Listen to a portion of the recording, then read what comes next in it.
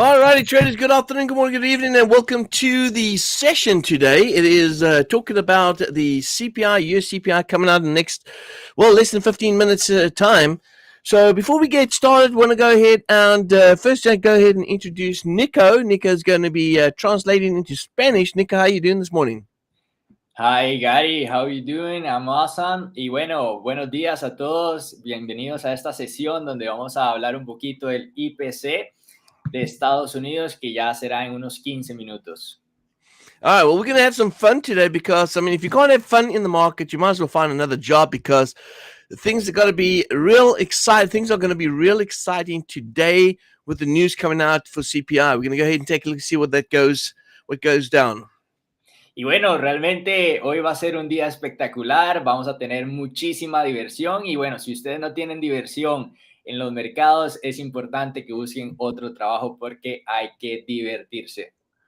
All right, traders, well, without further ado, let's go ahead and jump into some charts, some data, and let's go ahead and talk about this. Y bueno, vamos a ver los gráficos, vamos a ver un poquito lo que está sucediendo y bueno, vamos de una a eso. We'll see you right after this. Y nos vemos después de este video.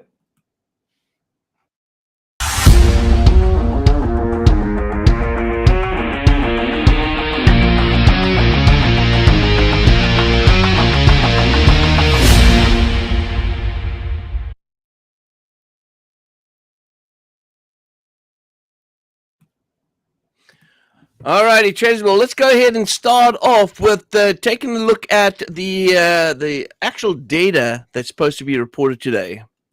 Y bueno, vamos a empezar viendo los datos de las noticias que ya han salido por el momento. We've got CPI year on year. They're expecting CPI to come out at 3.6%. Came out at 3.2% last month. So if it's anything below 3.6%, in fact, if it's below 3%, that's going to be quite a move today. Y bueno, ya el mes pasado salió en 3.2 el IPC y se espera que sea 3.6. Ahora, si sale debajo del 3%, va a haber un movimiento bastante brusco el día de hoy. All right, traders. Well, let's go see. So that's the data that's coming out to today. That's the data we're going to be talking about. And so let's just take a quick moment right here and just understand what it is what's so important about CPI. Y bueno, eso es lo que tenemos para el día de hoy con las noticias, pero vamos a ver los gráficos y vamos a ver qué es lo que nos espera. So CPI means inflation, all right? It's Consumer Price Index. And so CPI means that if we see higher numbers coming out in CPI, it means inflation is growing. Entonces, el IPC, que es el índice de precios al consumidor, básicamente lo que refleja es la inflación que se está dando en el país, en este caso en Estados Unidos. Así que si los números son altos, la inflación empieza a subir. Now, if inflation is growing, well, that would mean that the Federal Reserve would have to start looking to raise rates once again. Entonces, si la tasa de inflación empieza a subir, lo que va a tener que hacer la Reserva Federal va a ser empezar a buscar subir también las tasas de interés para poder empezar a disminuir la inflación. Now, remember, the central banks are trying to keep the interest, trying to keep inflation down at 2%. Y lo que buscan los bancos centrales es mantener la inflación debajo de un 2%. And so if we're at 3.6, we're at 9.1% a few months ago. So they are trying to reduce interest rates, to increase interest rates to reduce inflation. Entonces, ahorita parece que a un 3.6%, hace unos meses estábamos en un 9%, entonces lo que han hecho los bancos centrales y en este caso la Reserva Federal es subir las tasas de interés para empezar a disminuir eso, y lo que está buscando la Reserva Federal es subir las tasas de interés. All right, so we know that the dollar currently right now is extreme overbought conditions and we're looking for the dollar to sell off.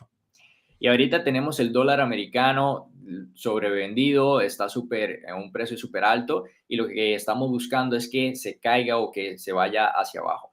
So with the dollar trying to sell off, that would mean that if we think about the data should report out that the central banks are going to continue to hold on interest rates and possibly cut, but that would mean inflation would have to be lower than what they're forecasting today.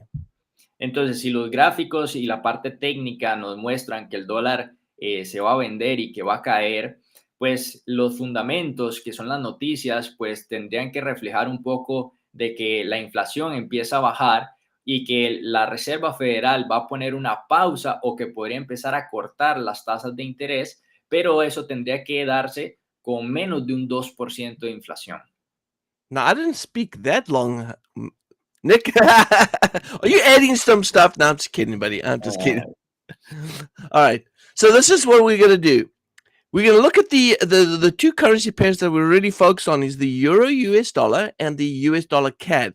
And we're going to look at the markets technically, and then we're going to figure out what the market could do, even if it's positive or negative, and where do we expect the technicals to actually drive the market to. Así que bueno, vamos a revisar los dos pares, en este caso el euro dólar y el dólar con el canadiense, y vamos a ver si se ve positivo, si se ve negativo desde la parte técnica. Traders, you're always going to realize there's two important things that you need to know about trading. One, you got to have a good cup of tea. Number two, you need to have good equity management. Así que bueno, para la parte de trading se ocupan dos cosas súper importantes. Uno, una buena taza de té, que en este caso yo tengo agua, y tener un buen manejo de riesgo. Now, if you want to throw a little extra inside that because you're a little bit stressed out, I mean, I can understand that. Y bueno, si ustedes quieren ponerle algo extra porque están un poquito nerviosos, pues yo lo puedo entender. All right, traders. Well, this is the thing right here. What we want to go ahead and take a look at is, does the market technically expect a little bit of a bounce, which means something like this? Do we expect the price to bounce up and then go ahead and continue? Because remember, what goes up must come down, and the market moves in these wave structures. Estamos viendo con el dólar, con el canadiense, es básicamente un rebote, podemos verlo subir un poquito y luego bajar. Recordemos que el mercado se mueve en ondas y lo que baja tiene que subir y lo que sube tiene que bajar.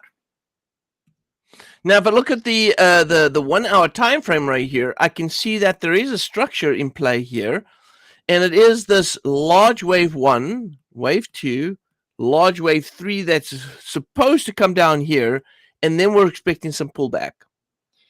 Ahorita en el tiempo de 1 hora veo una estructura de una onda 1, una larga onda 3 y esperamos un retroceso. So traders, when I look at the market, I always, even with fundamentals, I always go back to the technicals, and I look at the fundamentals, and I look how the technicals have gone ahead and played out, and I don't get too emotional about the position unless it starts breaking my structure that I'm anticipating the market to do. Y bueno, aunque hayan fundamentales, siempre me baso en lo técnico o en el análisis técnico, y realmente no me emociono mucho con los fundamentos a menos a que rompa mi estructura técnica. So we always come back to the technicals, because at the end of the day, the technicals are something we can trust. The fundamentals is something we're still trying to figure out, because not even the politicians know what the fundamentals are reading. Y bueno, siempre me baso en lo técnico, siempre volvemos a eso, y los fundamentos pues realmente a veces hasta los mismos gobernantes o las personas que se encargan de esa parte ni siquiera saben qué es lo que va a suceder, así que pues es un poco incierto. There's an old saying, either you a fantastic economist or you a fantastic trader. You can't be both, because there is no great trader as a fundamental economist. Y bueno, hay un dicho que me gusta mucho que dice que o eres un muy buen economista o eres un muy buen trader, pero definitivamente no puedes ser las dos cosas a la vez. All right, so we've got about 3 minutes left, and so far as I look at my 15-minute time frame, and again, it is the 15-minute time frame, but we're gonna monitor that. It is sitting over here at resistance. We got the 1 hour time frame that is showing very similar sort of resistance at this previous lows. Y bueno, ya quedan por lo menos unos 3 minutos. Vemos la zona de 15 minutos que está en una resistencia y la de 1 hora también parece que está en una resistencia. Now, if I go ahead and take a look at my my currency strength at the moment right now, I'm seeing that the Canadian remains strong, so that's good for our position that we hold in CAD Swiss. And we see that the US dollar is still strong based on market sentiment. And we're looking at US dollar strong. Let's take a look at the US dollar trade against the Canadian. So US dollar CAD, we should still see US dollar CAD selling off. Y bueno, si me voy a mi tabla donde está la fortaleza de las diferentes divisas, vemos que el canadiense está bastante fuerte, que eso nos ayuda para nuestro canadiense con el suizo, pero también el dólar está bastante fuerte y eso podría darse a que el dólar con el dólar canadiense baje. We're looking at the, if I look at the euro US dollar as well, dollar strong, euros strong as well. So both of them are strong. It's going to come down to what this news report reports out. Will be dependent, of course, the way the market flows. Y también tenemos el dólar pues fuerte, pero también tenemos el euro fuerte. Entonces básicamente vamos a tener que esperar a ver qué pasa con las noticias para ver qué sucede específicamente en ese par. All right, so we got less than 1 minute to go before the news comes out. Once again, traders, no matter what the news tells us, it really comes down to how the market moves, all right? Because it's the behavior of money that really tells us what the charts are reading. Y bueno, ya queda menos de un minuto, vamos a ver qué es lo que sucede, pero recuerden que no es tan importante lo que salga en la noticia como tal, sino realmente cómo reacciona el mercado y el comportamiento que tiene, digamos que el dinero, de hacia dónde fluye el dinero en los mercados. Now, if you looked at the current strength dashboard right here, and it tells us that the dollar is still strong against the Canadian dollar, well, you can almost see that if you look over here, we haven't taken out a low here. That's really important in order for the market to confirm that we're in a downtrend on the larger time frame. We need to see lows being taken out, because once you see higher highs and you see higher lows, that's an indication that the trend is still up. Oh, the news is out. Bueno, básicamente en la tabla de fortalezas de monedas vemos que el dólar, el canadiense está fuerte, pero ocupamos que el precio del mercado rompa ese bajo para poder estar en una tendencia bajista, porque si seguimos viendo altos más altos y bajos más altos, la tendencia va a seguir alcista y bueno, ya la noticia salió. All right, news is out, 3.7%. So it came out higher than expected, 3.6%. 3.2% was the last time. So inflation is slightly creeping back up again. This is going to become a problem because the Feds are coming into the market next week, and they're looking to keep the rates unchanged. The question is, does that change? Y bueno, ya salió la noticia, 3.7. El previo había sido 3.2 y digamos que lo anticipado era 3.6. Eso realmente pues va a afectar el mercado porque se viene la tasa de interés y lo que va a hacer la Reserva Federal es ya sea o mantener la tasa de interés o subirla. Vamos a ver qué pasa. So we're seeing a little bit of a push in the dollar, and that's normal, right? Dollar gets stronger when there is anticipation of a rate hike. Dollar gets stronger. But remember, traders, this could be just a normal technical move in the market, and that the data that is being reported is only going to give us a sort of a noise, or let's say a whippy-lashy move in the morning. But eventually, it's going to continue with the trend of the market.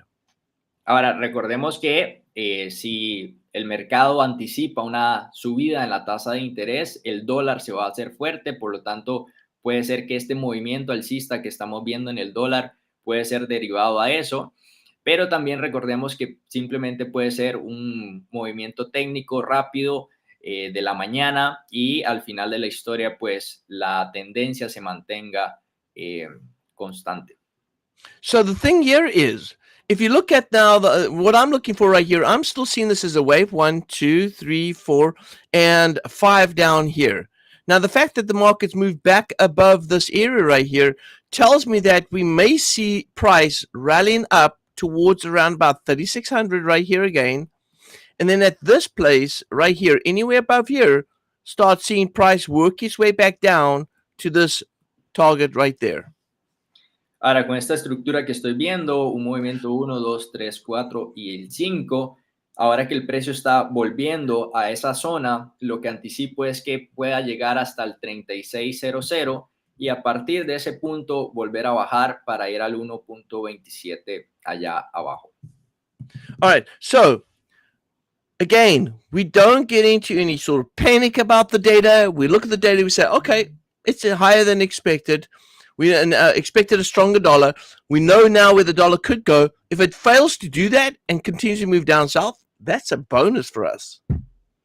Ahora, bueno, ya la noticia salió. Lo que estamos esperando es un dólar fuerte y no nos vamos a poner emocionales, no nos vamos a asustar por eso, no vamos a entrar en pánico. Y bueno, ya tenemos anticipado un poco el movimiento que se puede hacer. Si va hacia arriba, bien. Y si sigue bajando, pues más bien va a ser un bonus para nosotros y súper bien. Now, traders, we can see over here, it wasn't only the dollar that moved. We can see that we had actually some movement out of the Canadian Swiss as well, just because the Swiss is going to create some sort of reaction to the market. So you can see the Swiss right here is also currently showing a little bit of weakness. But it's just a touch of that. If I look over here. Y bueno, también vemos un movimiento en el canadiense con el suizo. Vemos el suizo debilitándose un poco, pero es un movimiento pequeño. Yeah, it is also just a reaction in the market. Just a reaction in the market. So it looks like the data that's coming out this morning is just giving a slight reaction, but it's going to come down to the Feds next week. Y bueno, realmente es solo una reacción el movimiento que estamos viendo y al parecer pues todo se va a derivar a la decisión que tome la Reserva Federal la próxima semana. As long as when we look at the markets, the technical structure still stays in play. That's the most important right here.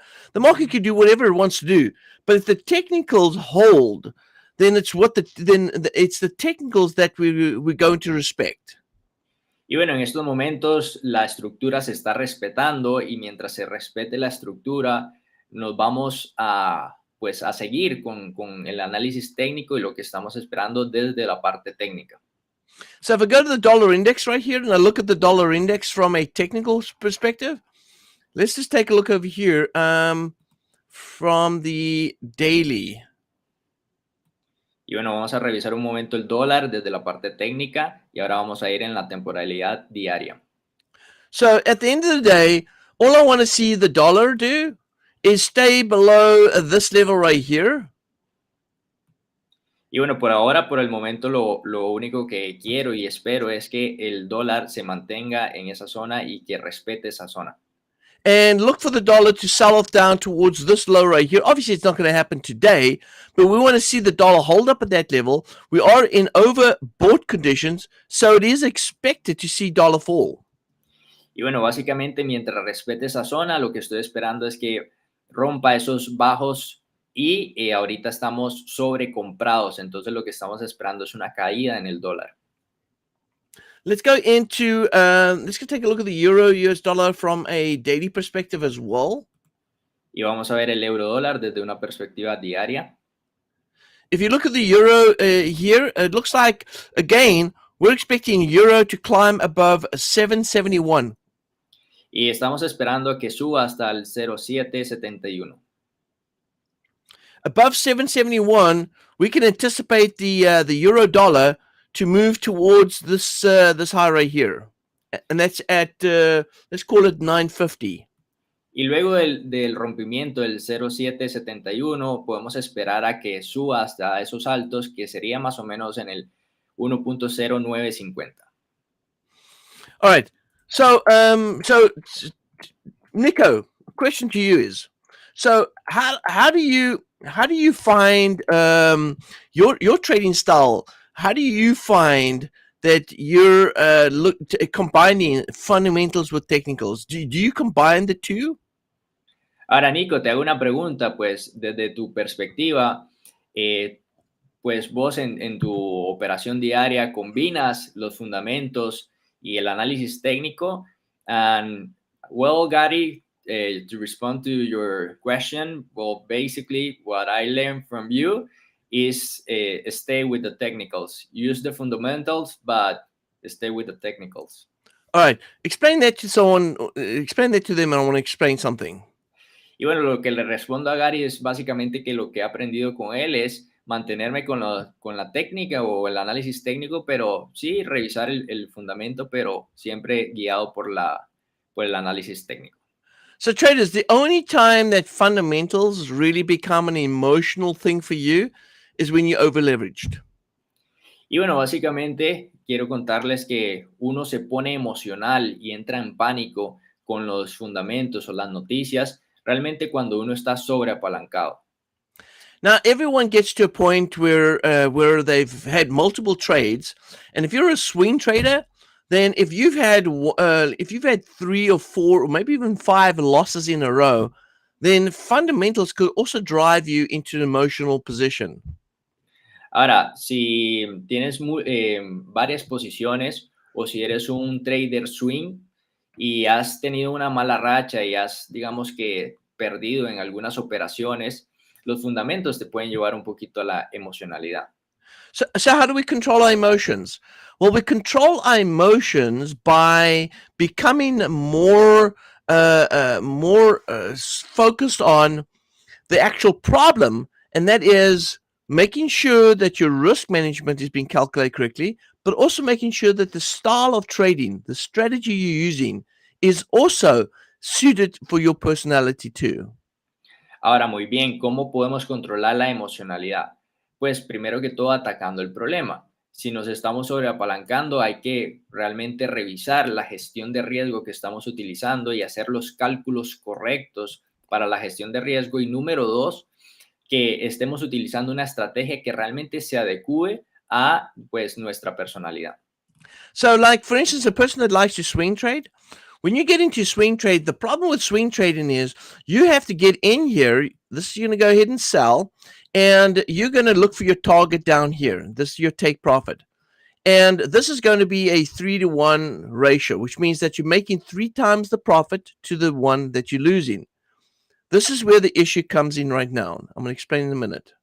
Ok, entonces, si eres un trader que utiliza la estrategia swing, pues básicamente lo que vas a tener que hacer es entrar en ese punto más alto para buscar tu punto de ganancia en el punto más bajo, y normalmente va a ser una relación de 1 a 3, donde 1 es lo que puedes perder o lo que arriesgas y 3 lo que puedes ganar. As a swing trader, you get in on a trade, and if you end up placing a few trades and you start losing 3 trades in a row, what's going to start happening? What you're going to start doing is before the market even gets to this take profit, when you're in the money, your emotions are going to start kicking in, and you're going to start taking early profits, and that's becoming a problem. Y bueno, aquí es donde entra el problema. Si por alguna razón has perdido 3 operaciones seguidas, cuando ejecutes una operación y ya esté en ganancia, ahí es donde la emocionalidad va a empezar a entrar y va a empezar a patearte y vas a querer cerrar la operación solo porque ya estás en ganancia, y ahí es donde entra el problema. And so when you start taking early profit, what do you start doing? You start creating bad trading habits. ¿Y qué es lo que pasa si empiezas a cerrar tus operaciones que están en una poca ganancia muy temprano? Vas a empezar a crear hábitos malos. So you've got to figure this out, right? You're going to say to yourself, either your strategy has to be extremely good, that at least 40% of the time you're making profit with a 3-to-1 ratio, which means that if you're making profit, or at least if your trades are successful 40% of the time with a 3-to-1 ratio, you're going to be in the money. But you have to have the emotions, or at least the psychological, emotional attachment to that trade. Ahora, si tu estrategia es bastante buena, con una relación de 1 a 3, solo necesitas estar teniendo éxito un 40% para que puedas estar dentro de la zona, digamos, de rentabilidad positiva, pero necesitas tener las emociones de forma correcta y no dejarte llevar por la emocionalidad. So the thing here is, if you are taking profits early, then you're not trading the strategy correctly. That means that if you've tested this and it wins 40% of the time with a 3-to-1 ratio, and you start taking profit every time it's in 1-to-1 ratio, then what's going to end up happening is that strategy is going to end up being unsuccessful. Ahora, ¿qué es lo que sucede? Si por alguna razón empiezas a tomar ganancias rápidas o tempranas, lo que vas a empezar a hacer es que no vas a seguir la estrategia y al final de la historia va a ser una estrategia no exitosa, porque si tomas ganancias en una relación 1-a-1, pues al final los números no van a dar y no va a ser exitoso. And so a lot of people ask me, Gary, what's your favorite strategy? And I always tell them that cost averaging is my favorite strategy, and I'm going to give you a couple of reasons why. Y las personas me preguntan, Gary, ¿cuál es tu estrategia favorita? Y la mía es el costo promedio y se los voy a explicar por qué. Because if you take a look at the market reaction, you understand the market moves in waves, right? Ahora, si vemos la reacción del mercado, sabemos que el mercado se mueve en ondas. And if the market does this, but eventually it changes direction and starts going up, this is how cost averaging can help you to be able to trade what we call always in. Ahora, si tenemos un movimiento de mercado como este, donde sube, baja y vuelve a cambiar la estructura, el costo promedio lo que va a ayudarte es a siempre estar adentro, como decimos nosotros. Now, I'll go more into detail about this, about how you can separate two trading accounts and how you can hedge your position with two trading accounts.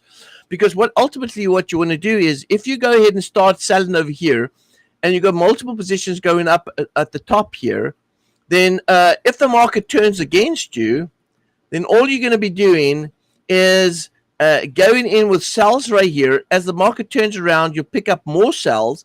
And as the market U-turns here, these sells become profitable, and now you can start looking to buy.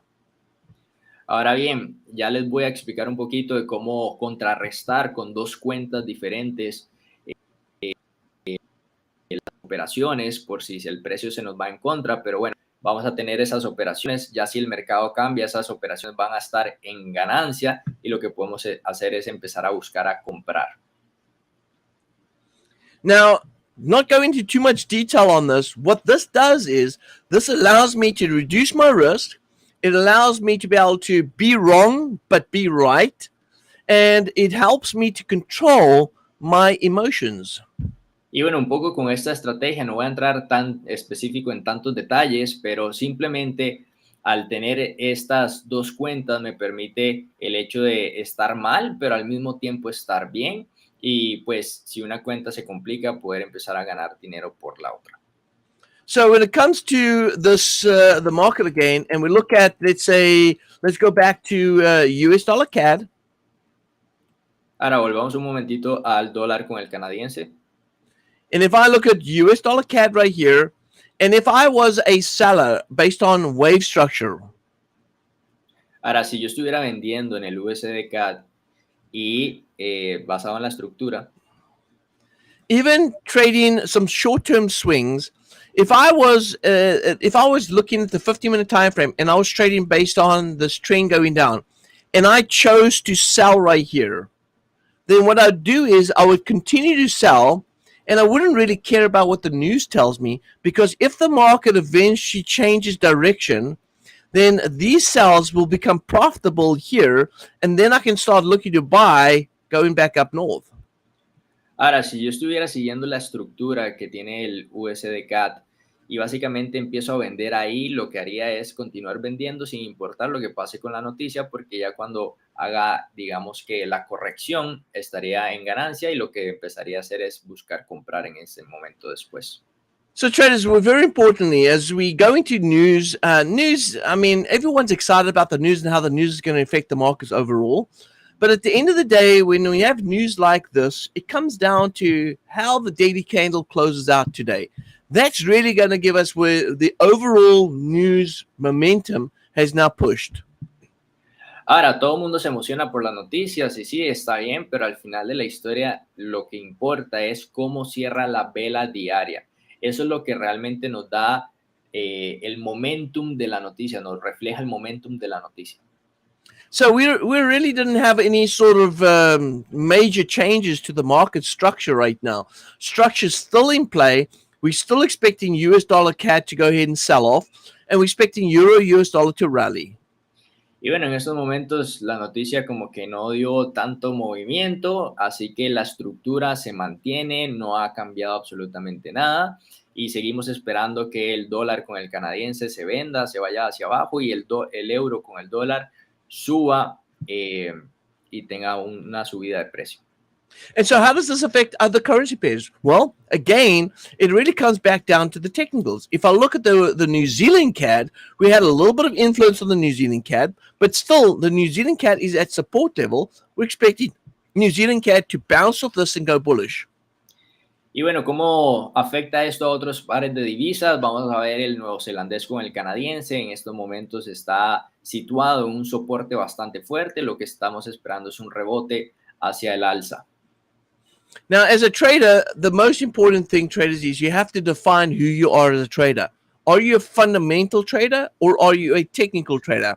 Because I've heard other traders say, well, I'm both. Well, the problem is, what do you feed the most? Because that's what's going to lead. Ahora, como un trader, tienes que tomar la decisión de si te vas a basar en los fundamentos, en las noticias o en la parte técnica. Yo he escuchado de traders que me dicen, yo soy los dos, pero realmente, ¿cuál de los dos te guías más o por cuál de las dos partes te guías más? All right, traders. Well, we're going to go ahead and wrap it up right here. So, just a conclusion of what just happened. Y bueno, vamos a concluir un poquito con lo que ha pasado. The news came out. The CPI came out higher than expected at 3.7%. The expected number was 3.6%. Based on this number, you would expect a rally in the dollar because that would mean possibly hikes in the interest rate. The Feds are at the moment right now still showing that they're going to keep the rates unchanged. So this might just be a whippy-lashy move, but a continuation of the trend today. Y bueno, Did you get all that? Ya. Y bueno, con la noticia, básicamente salió en un 3.7, el anterior había sido 3.2 y el previo era un 3.6. Eso significa que estamos esperando un movimiento al alza en el dólar y pues lo que podría significar que se suba la tasa de interés, pero por el momento parece que se mantiene. Entonces, hasta el momento podemos seguir esperando a que el dólar siga cayendo y el USD-CAD en este caso también siga cayendo. All right, fantastic. Well, thank you, Nico. We do appreciate you being here, buddy. And we will go ahead and catch the next session. Remember, traders, tomorrow is the news out in the Eurozone. They're expecting to keep the rates unchanged as well. Let's take a look over here. There it is at 8:15 tomorrow morning. They're looking to keep the rates unchanged at 4.25%. Y bueno, muchas gracias, Nico. Y recuerden que mañana también tenemos los fundamentos específicamente para la tasa de interés de la zona euro, donde se prevé que la tasa se va a mantener. Y bueno, vamos a ver qué sucede. Alrighty. Well, everyone have a fantastic afternoon. Have a great trading week. From Nico and myself, cheerio. Y bueno, muchas gracias a todos. Nos vemos en la próxima. Que tengan una excelente semana. Y bueno, de mi parte, Gary, y de mi parte, Nico, que tengan una excelente semana de trading. Cuídense mucho.